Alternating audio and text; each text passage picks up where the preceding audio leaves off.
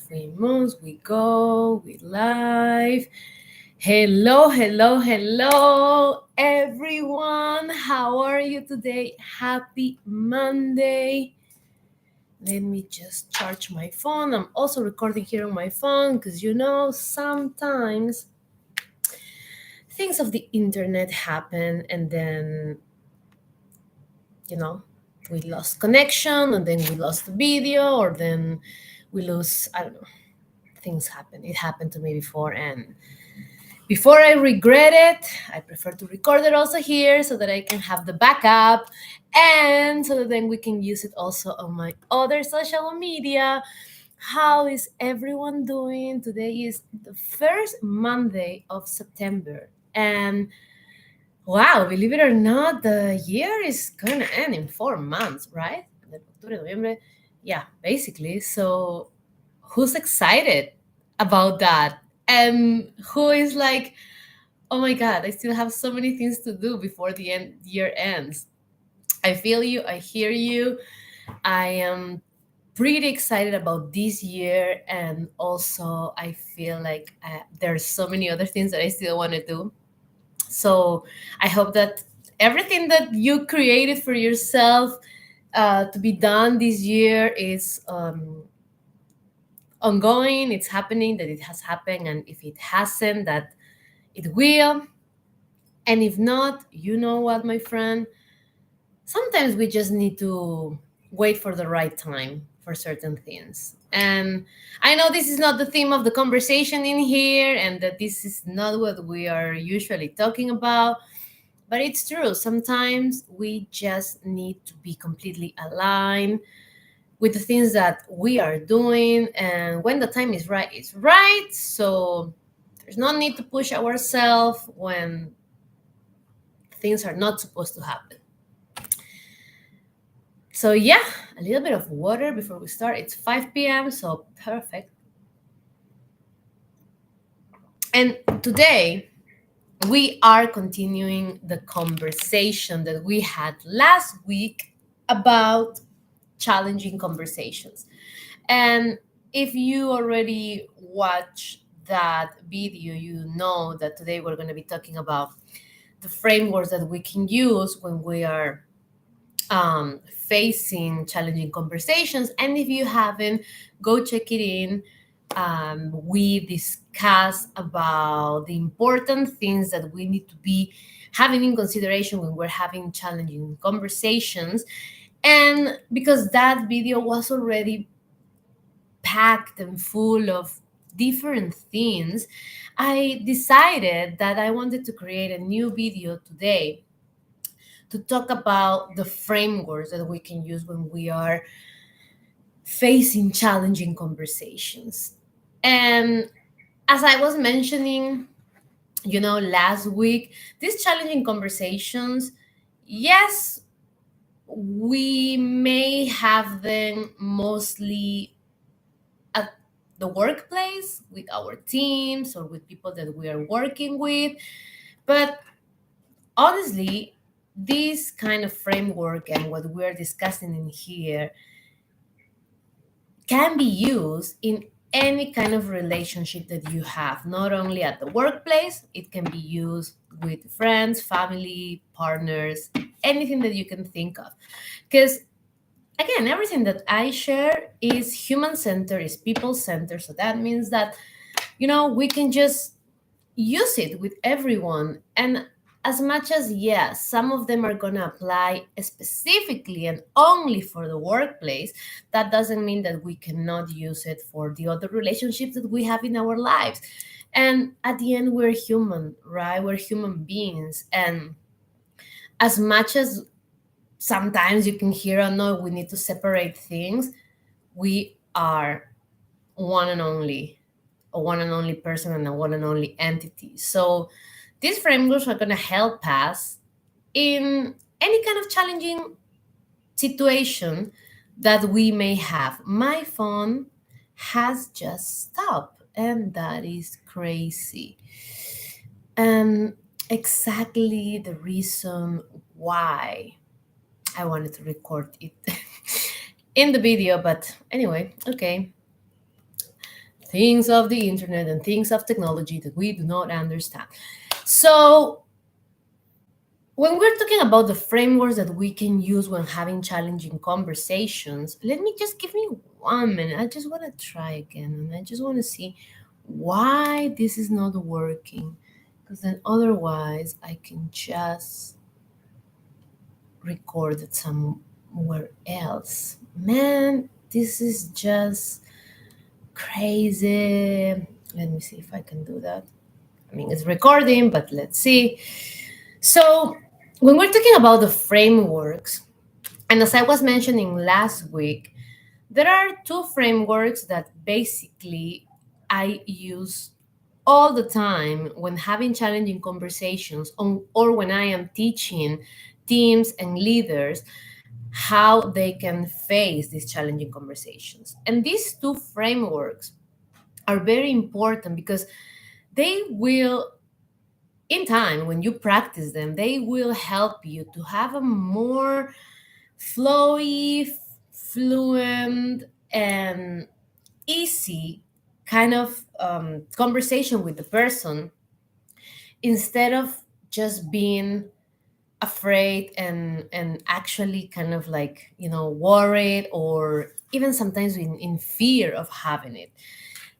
There is It's not easy to have difficult conversations, and sometimes we just dread them. We don't and we avoid them even, but that just shows that we are not caring enough about the relationship that we have with the person that we're planning on having this challenging conversation. When we put ourselves out there and when we act with courage and with vulnerability and we open ourselves to share with them that because we care about them, we want to have these difficult conversations, the way that we are living is just truly human, and it's just about focusing and centering in people.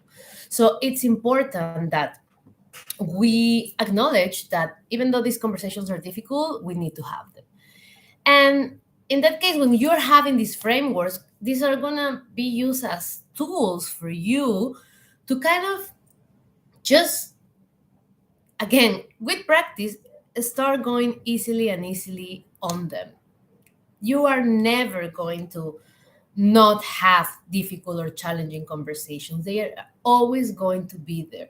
And again, if it's not with you, sometimes you may even need to act as a leader, um, in the position of a mediator, probably, so that you can open a safe space for other two people or a group of people so that they can share their opinions and so that you can give them this proper space so that they can have this conversation. So having these tools, having these frameworks in your possession is just, they are just going to be an extra help for you.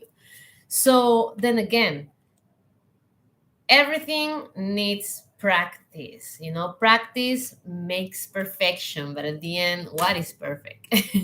There is nothing that is perfect, just, I guess, life and the world. But when we practice and when we are not only at the moment of the difficult conversation, but when we're practicing with other people, when we're practicing with our teams, when we're practicing with friends, this just develops and then you get better and better at it. So then we're going to go deep down into what is, where am I, where are the frameworks when we are having challenging conversations. And the first one that I was mentioning last week is the FBI. I have talked about this in a short reel, and that was a minute, and it was quite hard to kind of explain everything in 1 minute. So I am really grateful that I have the time in here to go live and to actually let you know about all these frameworks in depth. And the FBI reflects or stands for feeling, behavior, and impact. And that's basically, first of all, isn't it like it's a cool acronym, right? FBI is so easy to remember. And this is for you again to be aware of what you need to have in consideration when you want to say something to the other party or to the other person.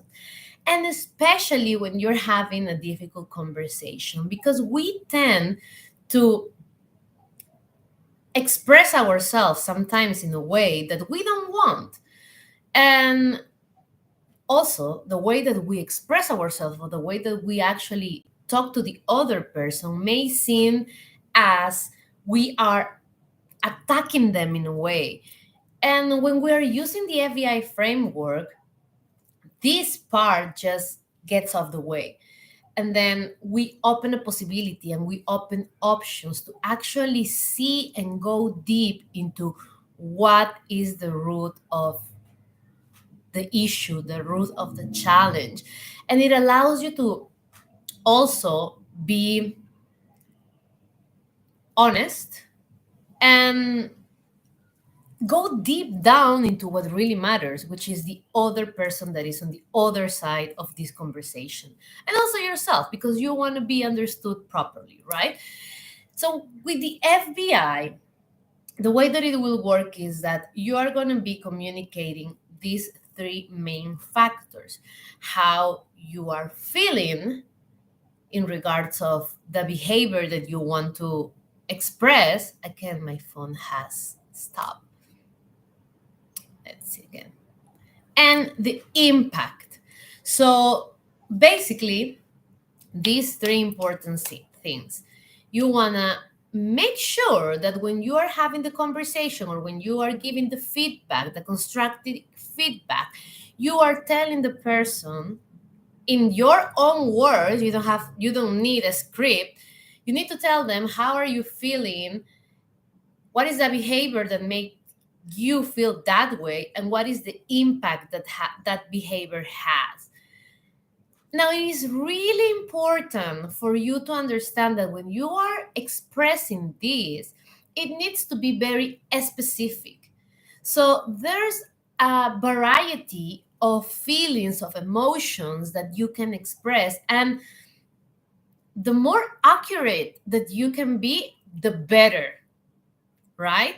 You need to actually be able, yes, you can say that I am sad, I am happy, but there's a wide range of feelings and emotions. And actually, I have a document that I can share with you where you can see how you actually feel in regards of that particular behavior that this person had when you are having, when you want to express to them.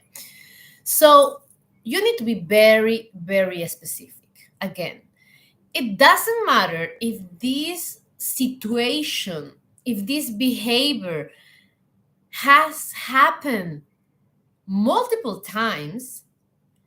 You need to be able to refer to this in a specific way, meaning if this happened yesterday, or if this happened at the dinner service, if this happened when you arrived today, when was this behavior precisely happening?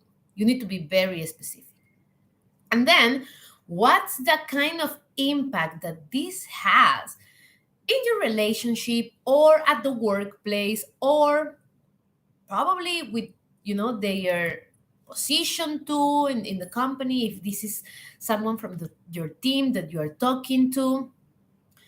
It needs to be pretty clear and it needs to be pretty specific, right? So again, when we are referring to this, it needs to be specific. Again, it's the behavior, it's not the person, it's not, oh, you don't care, you're always late. No, you need to refer about something that happened, and you need to have, again, if you need to have your little notes with you, please do, but do not have a script, because it's gonna feel 100% fake. And that's why we're recommending practice, and that's why you always can practice by yourself, or you can have your notes, but just make sure that you are following this framework, that you are following and that you are sharing with them the way that you're feeling, that you might be worried. Let's say, I always share this example because it's something that I used to deal with a lot when I was managing different venues. And it's around the fact that we might have team members that are arriving late to work. And in here in Bali, it happened a lot. And of course, there will always be something that happened, either the traffic or my bike broke down or whatever. There are things that can happen, and I think we can all agree that we can give the benefit of the doubt to the person and that we can be flexible. But when things are happening continuously, there must be a root cause, right? And it's not only about this person arriving late, but there must be, and there's always something else, something beyond that. So when you are having this conversation with the person, you need to be able to listen beyond words. That's another framework that we're going to be using. But also, you you need to be able, to express yourself the best way and to communicate what is actually happening with this kind of behavior. And then in this case that I was, again, most of the time explaining is like, the way that I feel, it will be that I am worried about you and about, your overall performance. I care about you. And specifically is because you are arriving late. Yesterday you arrived late again. And we both know that this has been happening for already a couple of times. And the impact that this behavior has is that it can be reflected in your work position. It can be reflected, let's say you're the manager, and you know most of the times HR is checking on them and is checking on your team, so there can be an impact on their work. Probably they can just give them also like a warning letter, so you want to be able to reflect that, but also be curious about what's happening with them, with their life, that is coming to a point that he's coming to work late, repetitive ways, right? So you really want to be engaged in this conversation, and you really want to listen, because not everyone also is going to be able to express to you in their own easy flowy words what is happening. So be patient, be present, and listen beyond words. Express how you feel. You're worried. Is there something happening? Be curious. Is there something happening that is making you arrive late all of these times? Or if it's something consistently, right? Like you're arriving late every Monday, and yesterday it happened again. So um you cannot say always, of course. That's why I say every Monday or yesterday and specific, because if you say always, there's a possibility that it might not happen one Monday, and this person may say, oh no, but last Monday I was here on time. So again, that's the reason why you need to be very specific with this kind of feedback, or in a challenging conversation, right? Especially when it's with your team members in this case. So sharing how you feel, sharing the impact, sharing the impact of the behavior that he had, that is not about them. It's not about them being bad person or them not caring. It's about the way that they are behaving and the impact, not only in their work, but also the impact that this can have at the workplace. Because I remember with this person, every time that he was arriving late, that only created more hassle for everyone. Their co-workers needed to stay longer, and they were not happy about it, right? So the things in the organization also of a daily service don't work properly if you have someone that is coming late. And then when you're coming from that position where you are curious, when you're giving the benefit of the doubt, and when you are actually caring about what's happening to that person before pointing fingers or before saying this, it's wrong.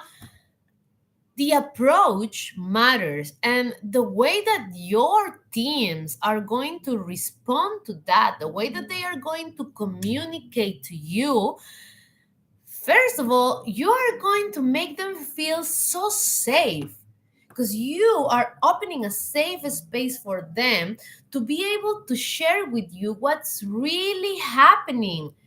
There might be things happening in their life that they don't feel free or confident to share with you. So, this is your responsibility as a leader to provide that safe space, to be ready to open those challenging conversations, to be ready to offer your constructive feedback when it's needed. Because otherwise, you either don't care or this person is not going to grow. And that relationship is your duty to nurture it as a leader, right? And that's why it is so important. So then again, when you come from that position where you are genuinely curious and you really care about this person and you again want to know what's happening, the whole idea of having a challenging conversation just changes a little bit.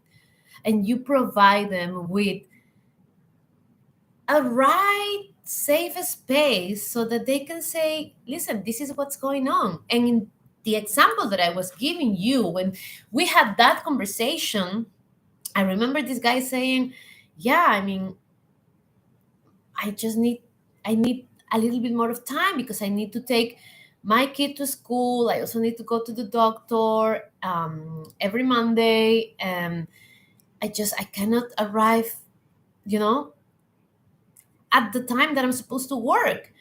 And when he opened himself to share all of these things and how he was actually struggling with a lot of things, also with his health and family not being able to support at that point, it just opened an opportunity for me and for him and for everyone to work on solutions and on possibilities. So knowing and understanding that, because in the beginning he didn't know if he could share it, if it was actually something that we could do about it, like he didn't know at that point. And when we talk about it, we open options, we open possibilities, and we decided to change the shift so that he can come a little later. And we talked to some of the team members and they were happy to support him also. So again, it's about opening those safe spaces for them, because sometimes things don't change because we don't give them the chance, right? And when we are coming from that position and using this framework, those challenging conversations, honestly, are opportunities. In every challenging conversation, there's an opportunity to grow and to change into better. And that's why I love them. That's why, at the end, once you practice them, you actually learn and realize that, yeah, there's so much more things that you can do from that point of view if you just reframe it. So, my pen. That's the first thing. That's the first thing on frameworks about having challenging conversations, the FBI, feeling, behavior, and impact. Now, the other framework that I love, and that again is an acronym and it's easy to remember, is the LISTEN framework.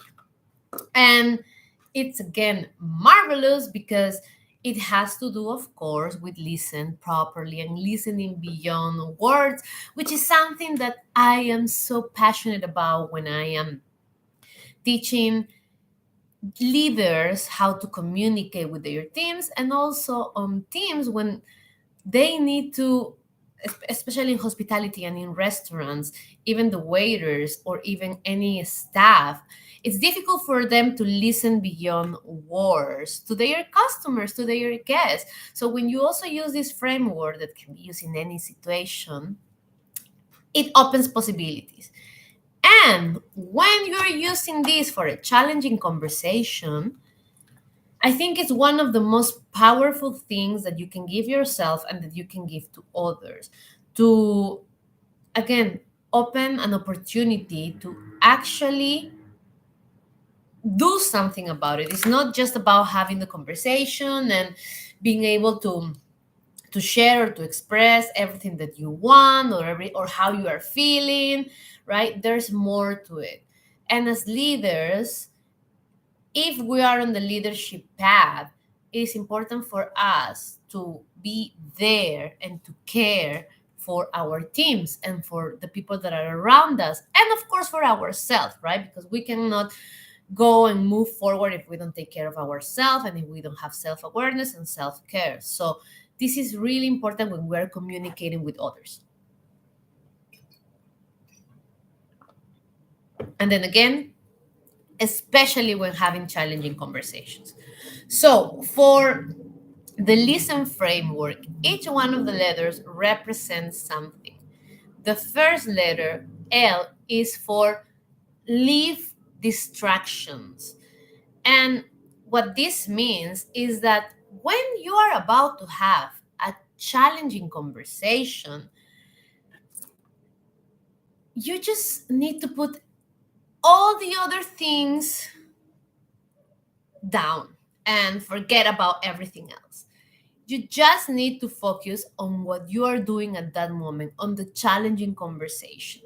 Because otherwise, if you're not there, if you're having distractions, it's just going to show that you're not fully present. And who wants to be having a conversation with someone that is not fully present, when you don't feel like you are heard or understood, and that even sometimes you just need to ask again because you didn't listen to what the other person was saying? No one wants that.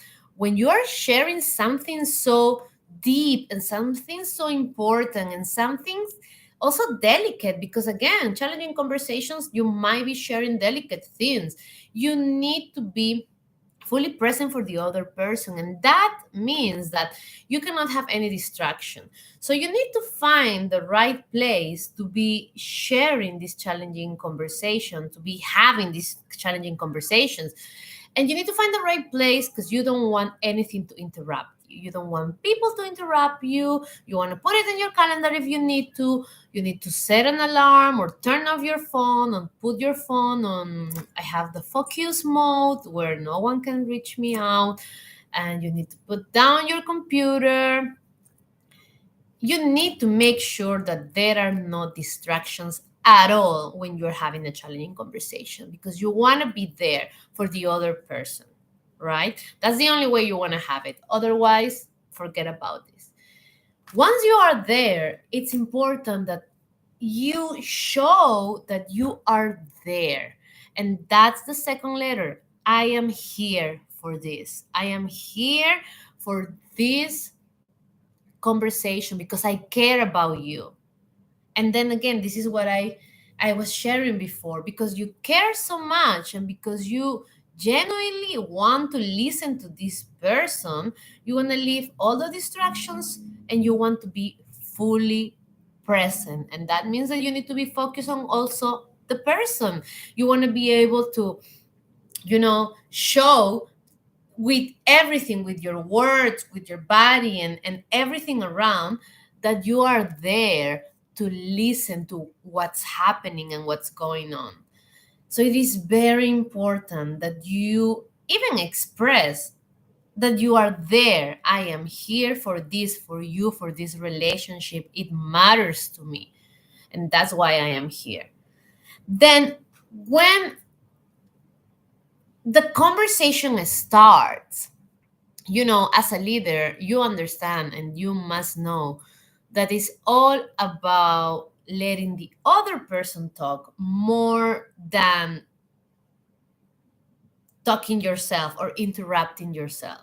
So the third letter stands for silence. And silence is important. Silence, for you to be able to just listen, because again, we have two ears and one mouth, right? To be able to listen properly. And then take notes if you need, but without interrupting the other person. This is powerful when you are giving them the chance to just express everything that it's inside them. You need to give them that time and that space. So regardless of how you have planned this conversation, or if you're the mediator and you're giving them time to talk and telling the other people not to interrupt while others are speaking, right? Regardless of that, it is important that you keep your mouth shut. And if you're having this conversation with other people, with other person, keep your mouth shut. Why are you talking? I remember I listened this the other day at a podcast I love the long and the short of it. And it was about, why am I still talking? Why am I still saying things? Sometimes we just need to shut up and listen, right? So it's important to be silent and to give them the chance to just say. And then again, if there's something that, I don't know, you want to say at that moment, write it down so you don't forget. If there's something that actually triggers you, because it can be that maybe this person is saying that you don't agree with, and let's agree that we might not, let's agree that we might not agree with everything. Let's agree with disagree. Uh, if this happens, just write it down. Do not interrupt. Even if you feel that this person might have the facts wrong, do not interrupt. Let the person talk and write it down, and then go back and refer to that part of the conversation that you really wanted to say something, right? If needed. But give them the time, give them the space, and shut up, because maybe this person is going to come to that point where your question is going to be solved. So give them the space and be silent for the sake of that conversation, for the sake of the relationship, also, right? And then when when this person has shared everything they want to share, ask again. Sometimes we might need to write down to double check, right? And we were actually talking last week about some important questions that we can ask them to make sure that what we're getting is the right thing, because sometimes we're not getting things right, and that's the whole miscommunication, misinterpretation thing. So then there's a time when you want to ask for the right questions. What I'm getting from you is this. It sounds like you might be saying this. Am I getting it right? Am I right? And you're giving the person the option to let you know if you are correct, if you actually got the information properly, or you're giving them the chance to explain again. And this person might say, no, that's not what I mean. What I mean is this. And then everything is clarified. So once this person has already spoken, then you need to ask some questions like this. And this is the fourth letter, T. Tell me more. It's about you asking, because you're curious, you want to know what's happening, you want to actually understand, and you want to be able to have all the facts clear and understand how this person is feeling too. So tell me more. Am I getting this right? It sounds like, ask powerful questions, not just state facts or say things. Get curious and ask the proper questions, right? Then we move to empathize. And this is also quite important, because at the end, with all this framework that we are putting into action, we are showing that we care. We're showing that we are trying to understand the other person, right? We are actually opening ourselves in a way that we want to express that, listen, I am here for you. I completely, I want to understand your point of view. So you need to show them that you are empathizing with them, that you really want to make these things work. And then sometimes in challenging conversations, also, you might find that people don't want to share, they don't want to open fully, which again is fine, but you need to be ready for it as much as you also need to be ready for some of these challenging conversations to not ending up good, because again disagrees might be there, so not all the time things are going to go well. We wish, not only we wish, but we actually work and we prepare ourselves so that we can get into the point that everything is solved and that we can show them that we're there for them. But sometimes it cannot happen. And when that happens, it is important that you take a break, or that you actually recommend a break for both parts, and then you get back into the conversation later on if needed. But have that in mind. Have that in mind that there might be ways of solving these conversations or maybe not. And then for the empathizing part, yes, everything that we are sharing in here is just showing and reflecting that. So you want to be able to understand the other people, the other person. You want to be able to actually see their point of view, right? Even though you might not agree, but you want to understand what's happening. And I remember also that there were some questions that show a lot about being empathetic. And this can be used not only when having challenging conversations, but when you are talking, let's say, to, I don't know, your partner or a friend. And it's along the lines of asking if you are there for the other person to just listen, or if you are there for the other person to give advice. And I love this. This is something that I learned from a leadership course with Christine Hadid. And if you want that information, I'm going to share it with you. She also have a beautiful book called Permission to Screw Up. And this is something that she was mentioning, that it's very helpful, and that honestly I use it with my friends and even with my partner, because sometimes when they want to share something with you and it's something that it can be delicate, you need to be able to empathize in a way of saying, of course, thank you so much for sharing this with me. I understand that it takes a lot of courage and a lot of vulnerability for you to share this important thing. Will you like me to listen, or will you like me to give you some advice or some feedback? Because the truth is, we do not need all the time for the other person to say or to tell us what to do, right? Sometimes we just need someone to listen. And these are great questions that you can ask when you are working on being more empathetic. And this might apply also when you are giving constructive feedback, or when you're having a challenging conversation where you can go and you can ask this question. But I remember that, and I wanted to share it with you because again, it's powerful. It's powerful that you're showing that you're there for the other person, that you're being empathetic, but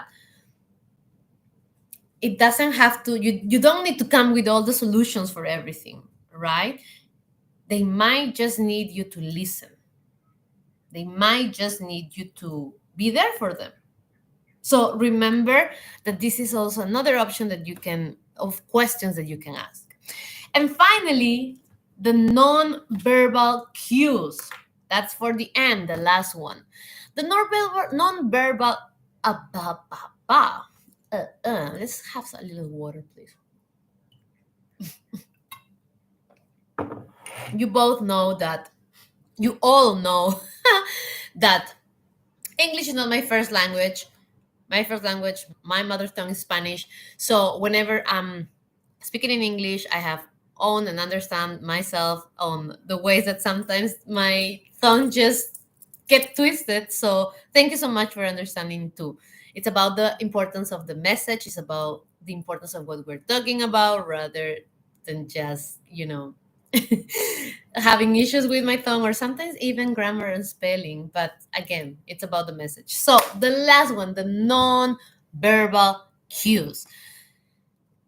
And that refers to how we are communicating with our whole selves, meaning looking in the eye, how we are moving our hands, how our body posture is, if we are like, like this and like showing that, there's not much connection, or if we are more near to the person and with an open heart, right? The nonverbal, because we can communicate and we communicate with more than words.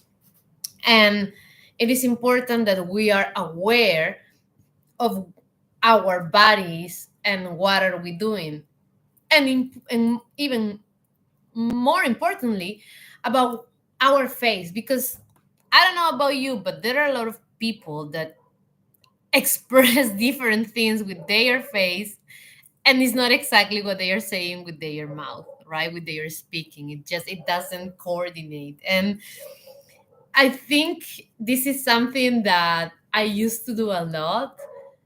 Not when talking with teams, that's something that I have learned on, especially when having challenging conversations. I know that I need to model my whole body language.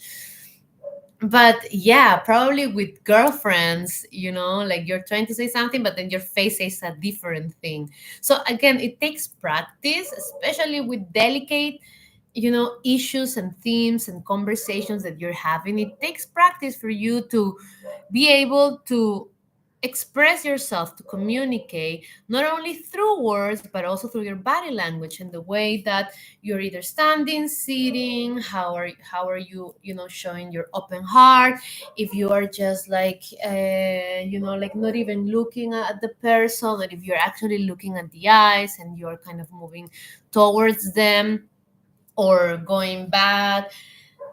All of these little keys on your body language show a lot, and also show that you are present, that you are there to listen and to empathize and to understand and to care about the other person, right? So with this,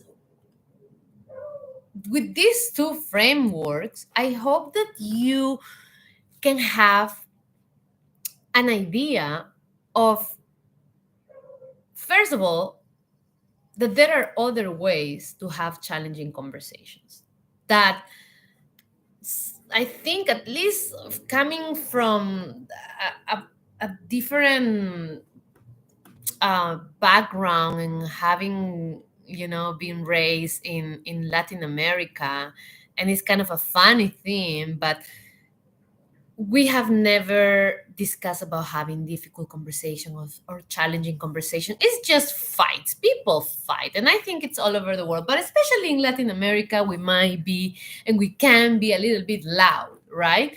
So for us to be able to know that it is possible to have challenging conversations on a different way, first of all, it just opened a door and a possibility of doing things differently, on doing things for our own health, mental health, definitely, and on doing things caring about the others when we are leaders. It's not about being right all the time. And that's another thing. It's about listening to the other's point of view. And as I was saying, just agree that we might disagree, but we are here together for a common purpose. That can be the relationship that we're building, that can be the work that we're doing together. And because we care so much, we decide that we are going to have this challenging conversation, and that we are not only going to have it and we're going to be, like, okay, let's do this and bye and ciao, that's it. No, we are here because we care about this, and we are putting our hearts, our minds, and our souls trying to find the best way of having this challenging conversation. And knowing that, again, coming from the place that I come and having learned that years ago, it has just allowed me to be a better human being. And I think that's why I'm here in this life, living my life, dancing with life, and as a human being. I'm here to be happy, and I'm here to be a better human being. So using these frameworks, they only allow me to keep growing, and I truly hope that they also open your mind to a new option of having difficult conversations, that you, if you were a little afraid of having one, that you know that there's other ways, and that you start practicing. Now that you know that you can have this, start practicing, write it down. Like, that's the way that I really honestly years ago started working on these frameworks, actually writing down and seeing how am I going to show up, because I care about this person so much that I really gonna show up following and practicing these frameworks.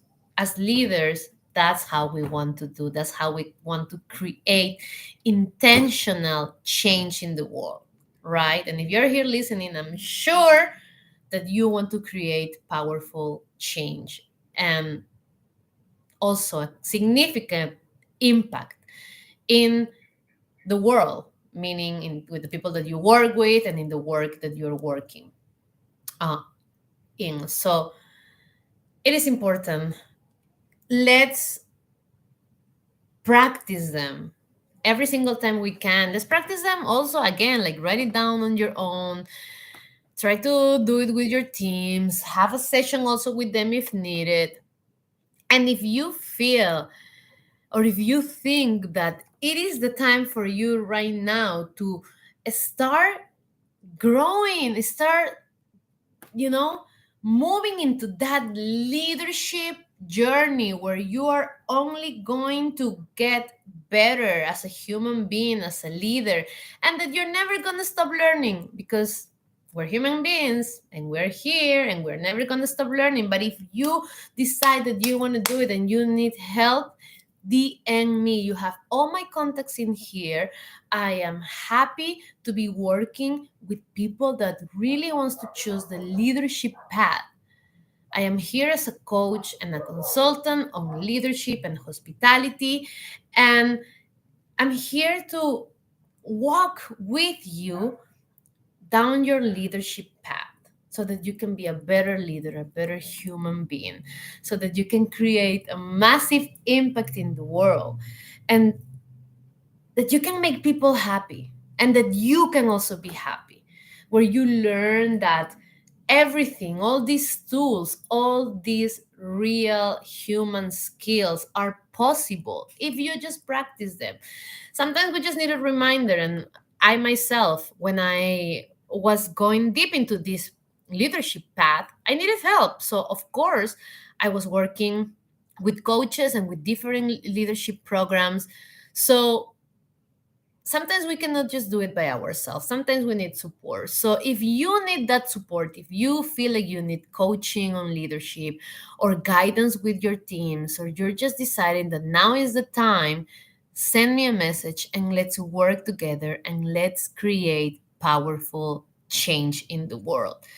The same thing with hospitality. If you work in hospitality and you know that you can deliver more to your customers, more to your guests, and that you want to be also there for your teams, send me a message. I'm here for it. This is what I do. This is what I love. This is my purpose in life. So I'll be honored to work with you in this leadership and hospitality path. So thank you so much for coming. It's gonna be an hour already. This just feel like it was such a wonderful conversation, and this just means that when I'm in the flow, I'm in the flow. So I am enjoying this. It's about to be 6 p.m. I'm going to my dance class, so that I've been sitting in here and I know that I need to move my body, so I'm going to dance. I hope that you're having a marvelous Monday, that you're starting your week the best way, Remember to be happy, remember to be kind, remember to be there for others, and let's connect. If you really feel like you need support with anything, you have my contacts in there. Have a beautiful day. Bye.